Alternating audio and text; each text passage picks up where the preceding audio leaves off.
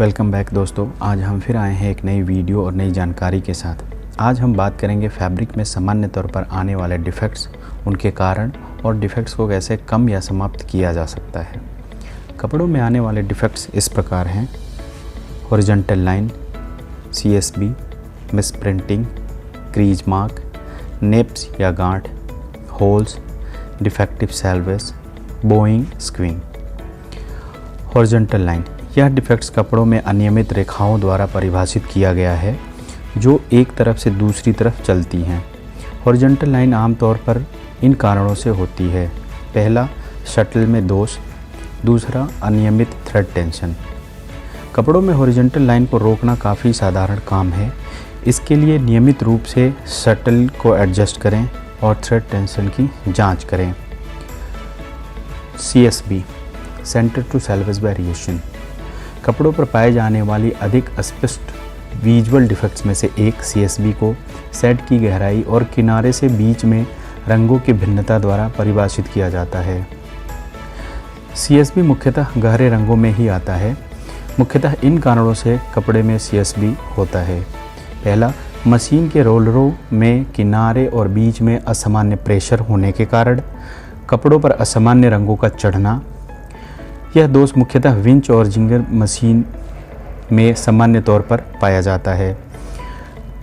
कपड़े का RFD करने के दौरान आई कमियों की वजह से रंगाई के वक्त CSB आ सकता है। CSB समाप्त करने के लिए रंगाई से पहले मशीन की सही तरीके से कैलिब्रेशन की जानी चाहिए और यदि कपड़े में CSB आ जाए तो मार्कर को CSB के हिसाब से सेट करके कटिंग करनी चाहिए जिससे कपड़ों में सेट वेरिएशन ना आए। तीसरा, miss printing. Miss printing defect केवल प्रिंटेड कपड़ों के लिए ही प्रासंगिक है। मिस प्रिंट तब होता है जब कपड़े का प्रिंट आपके विस्तृत डिजाइन से मेल नहीं खाता है। यह आमतौर पर इन तरीकों में से एक में व्यक्त होता है: पहला, रंग या पैटर्न पूरी तरह या आंशिक रूप से गायब है; दूसरा, रंग पैटर्न गलत तरीके से एक दूसरे के साथ मिले हुए हैं। मिस प्रिंटिंग मुख्यतः इन कारणों से होता है: पहला, गलत रंगाई की विधि; दूसरा, गलत लेवलिंग एजेंट; तीसरा, लॉट और गलत डाई का मिश्रण; चौथा, ग्रे कपड़े, जिसे हम आम भाषा में कोरा कपड़ा भी कहते हैं, में खुरदरापन होना।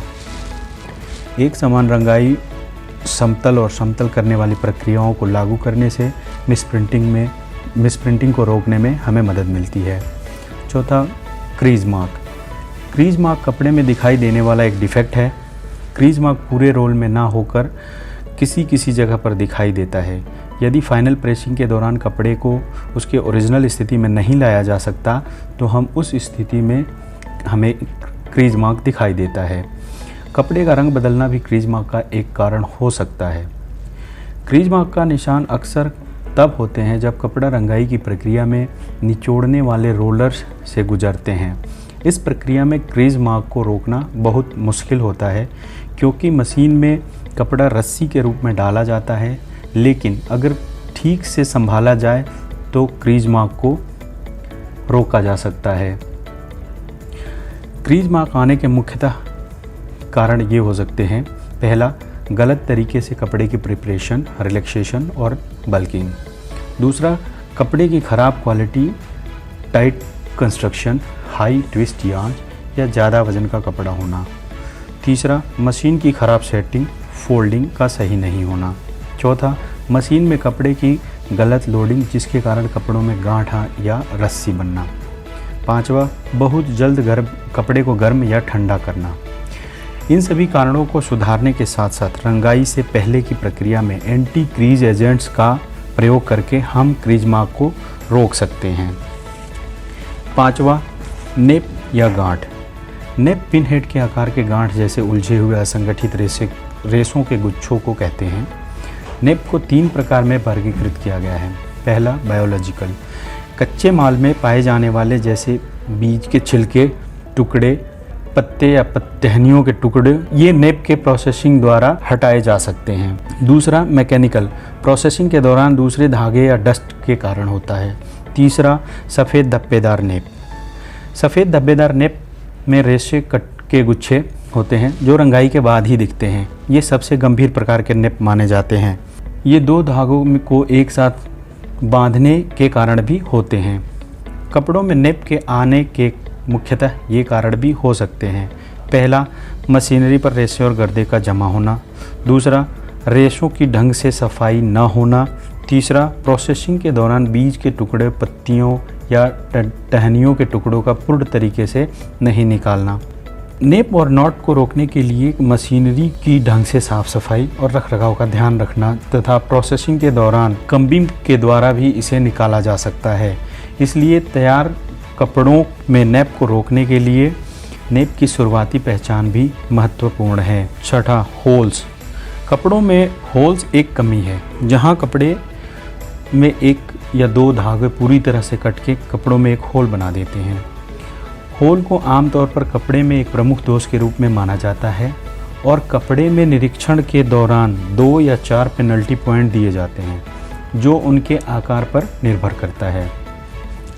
कपड़े में गलती से कट लगने या फटने पर होल्स होते हैं। सामान्य तौर पर प्रोडक्शन के दौरान मशीनरी का खराब पार्ट या टूटी हुई सुइयों की वजह से फैब्रिक में होल होता है।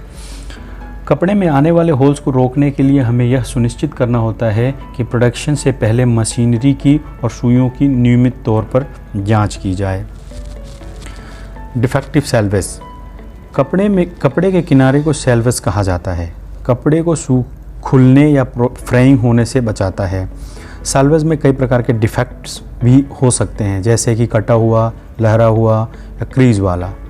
कटे हुए सेल्वेज को रिप्ड सेल्वेज या कटा हुआ सेल्वेज भी कहा जाता है। सेल्वेज में डिफेक्ट्स आने के मुख्यतः 2 कारण होते हैं। पहला, वीविंग के दौरान लूम की गलत एडजस्टमेंट के कारण।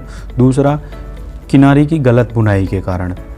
लूम की सही एडजस्टमेंट और कपड़े की किनारी की सही कंस्ट्रक्शन से इस डिफेक्ट को रोका जा सकता है। 7वां, बोइंग और स्क्विंग। बोइंग, जब कपड़े की चौड़ाई में हम वेफ्ट धागे एक आर्क के रूप में दिखते हैं तो उसे बोइंग कहते हैं। इसमें कपड़े के बीच में धागे साइड से आगे या पीछे रहते हैं। बोइंग को सेल्वेज के बराबर में उनकी सबसे ज़्यादा दूरी से मापा जाता है।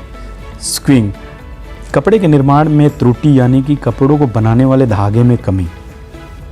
कपड़े के वेफ्ट में एक किनारे से दूसरे किनारे में ऊपर से नीचे का अंतर।